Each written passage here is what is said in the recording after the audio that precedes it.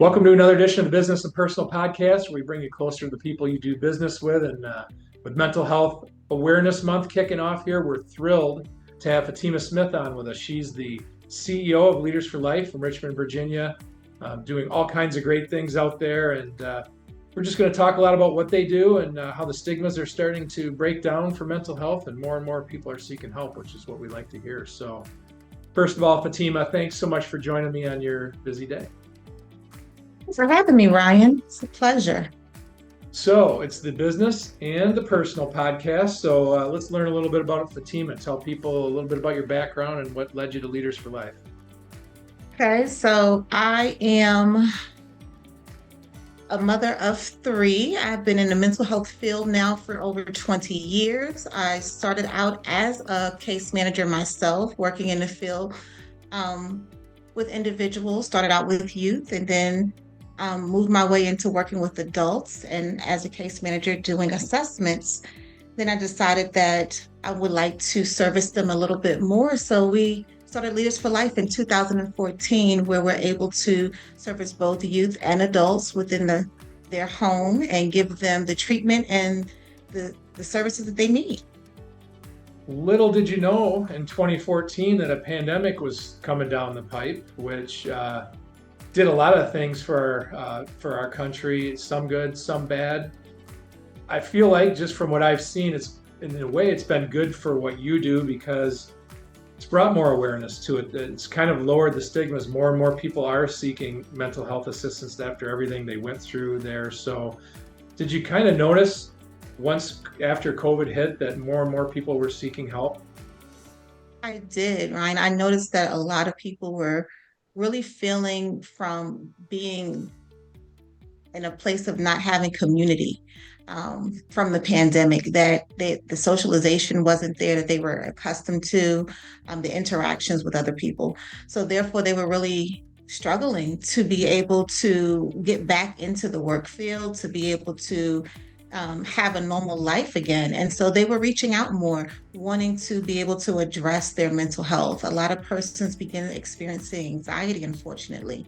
So the pandemic really did start the trickle-down effect of people wanting to be able to service their mental health.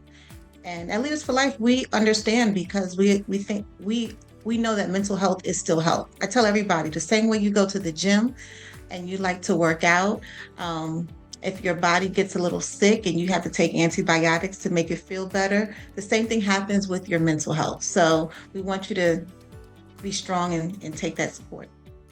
There's not a one of us that couldn't use a little bit, at least, of mental health assistance. None of us are immune from needing a little bit of help. So that's been the good thing. I think more people looking for help. So, anybody that stumbled across this podcast and is listening to it or watching it, they're looking for mental health help. That's how they found us. They did a search. So give those people listening an idea of the ideal person that Leaders for Life helps out.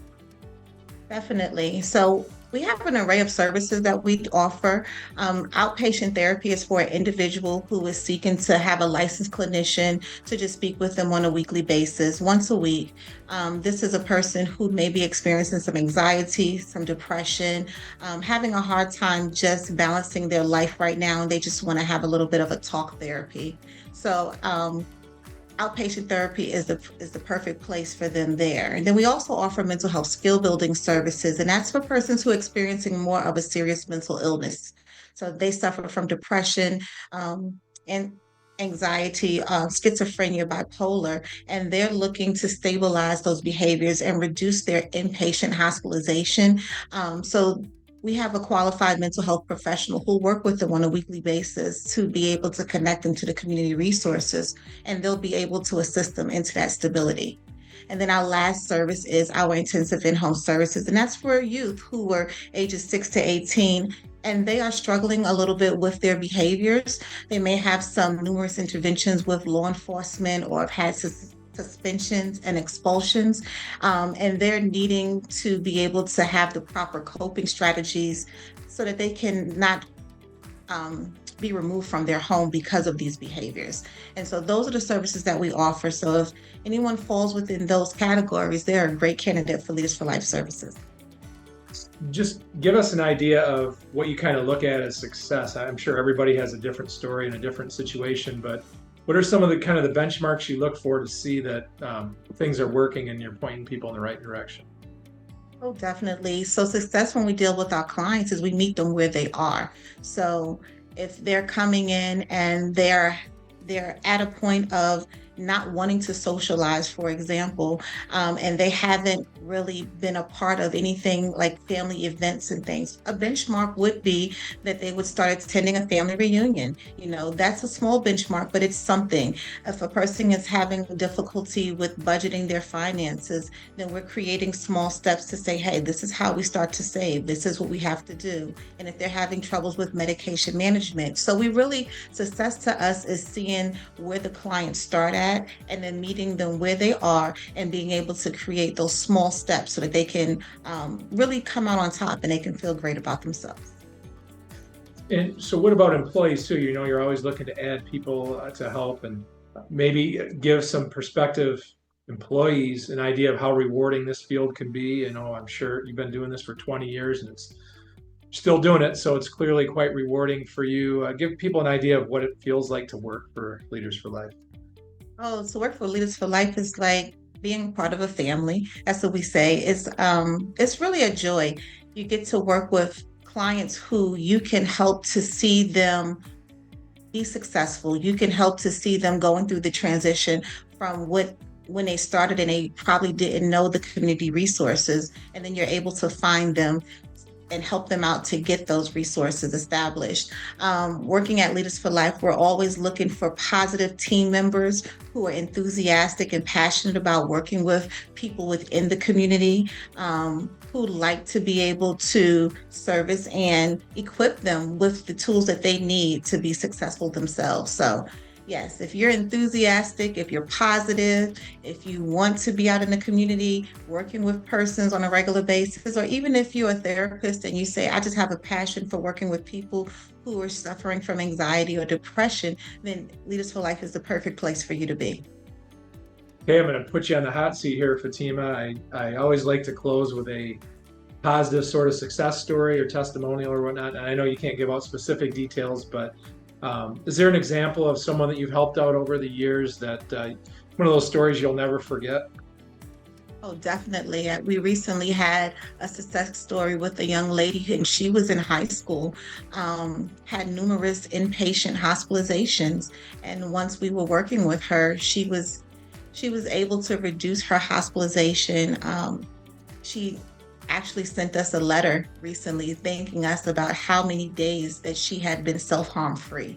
And so those are the things that we're really happy about, because when we're able to impact the youth at such a young age like that and be able to see the success in what we're giving them and how we're able to give them back their self, that's what we try to do at Leaders for Life.